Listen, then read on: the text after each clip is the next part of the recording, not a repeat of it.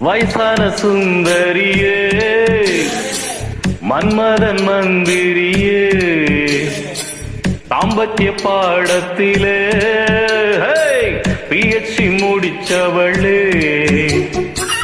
அந்நாளில் நாட்டில் மாதமும் மாறி உண்டாச்சு ஒன்னாச்சு சுகம் ஒண்ணுதான் பேச்சு இந்நாளில் மனிதனுக்கு சொத்துக்கு வழி இல்லையே உக்காந்து காதலிக்க யாருக்கும் பொழுதில்லையே கொக்கு சைவ கொக்கு ஒரு கெண்ட மீனை கண்டு வேறதோ முடிச்சிருச்சா மீனு மேல கண்ணு அது ஒத்த காலில் நின்னு